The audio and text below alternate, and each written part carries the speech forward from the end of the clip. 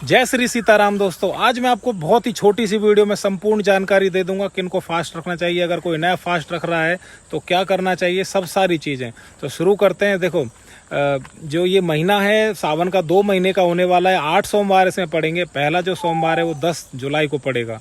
तो 4 जुलाई से 31 अगस्त तक का महीना है, उसी में 8 सोमवार आ जाएंगे।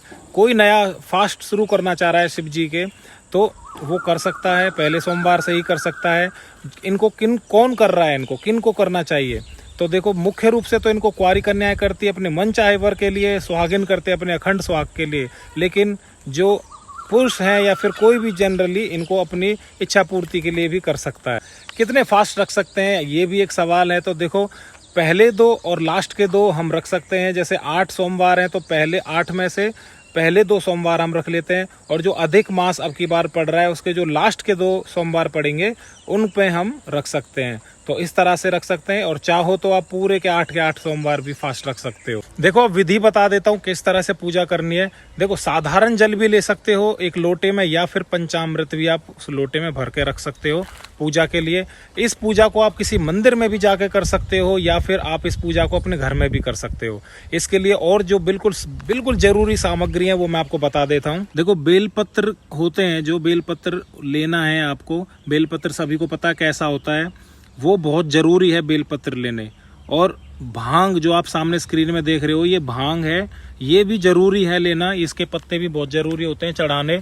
और धतूरा देखो ऐसा होता है सभी, और धतूरा लेना भी बहुत ज़्यादा ज़रूरी होता है इसमें। आप सफ़ेद फूल भी लेने होते हैं। सफ़ेद फूल में आप या तो आक के फूल होते हैं, आक का पेड़ होता है, यहाँ आसपास दिख नहीं रहा है, लेकिन आप धतूरे के जो सफ़ेद फूल होते हैं उनका भी आप प्रयोग कर सकते हो। खाने में फल आहार ये होना चाहिए।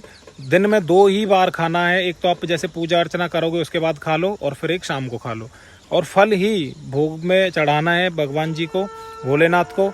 अगर फल नहीं चढ़ा सकते तो कोई मिठाई चढ़ा सकते हो, दूध की बनी हुई, ये कर सकते हैं। इसके बाद जैसे ही आपका पूजा अर्चना खत्म होगी, संपूर्ण पूजा जैसे हो जाएगी, तो आप एक बुक भी लेके जाना, पुस्तक लेके जाना। उसमें सावन के महीनों का जो कथा दे रखी होगी वो पढ़नी है। घर कर रहे हो तो घर पे, और मंदिर में कर रहे हो तो मंदिर में कर सकते हो।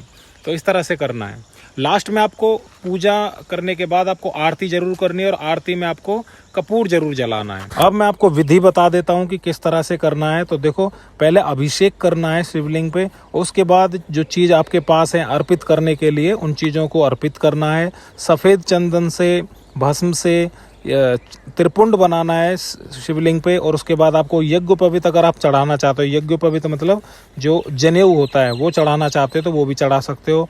5 लौंग, सुपारी, ये भी अर्पित कर सकते हो। देखो, ये ऑप्शन है अगर आप चाहो तो। अगर आपके पास नहीं है प्रबंध तो मत करना। जो साधारण चीज़ें मैंने आपको पहले बताई थी वो करिए। फिर फूल अर्पित करिए, बेलपत्र अर्पित करिए। बेलपत्र में आपको संख्या का बहुत ध्यान रखना है। संख्या में आपको 11 या फिर 21 या फिर 51 अर्पित कर सकते हैं। कम से कम अगर आप चढ़ाना चाह रहे हो तो 5 या 3 अर्पित कर सकते हैं।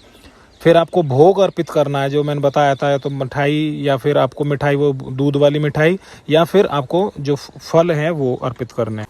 भोग अर्पित करने के बाद आपको ये किताब पढ़नी है, मतलब जो कथा है सोमवार के फास्टों की वो पढ़नी है, और उसके बाद आपको आरती करनी है। कपूर जरूर प्रज्वलित करना है। अब पूरे दिन भर आपको खाना क्या है मैं आपको बता देता हूँ। पूरे दिन भर जैसी पूजा खत्म होगी, पूजा खत्म करने के बाद आपको आहार लेना है। देखो, ये पूजा आप सुबह भी कर सकते हो, शाम को भी कर सकते हो, कोई ऐसा कंपलसरी नहीं है कि सुबह ही करना है।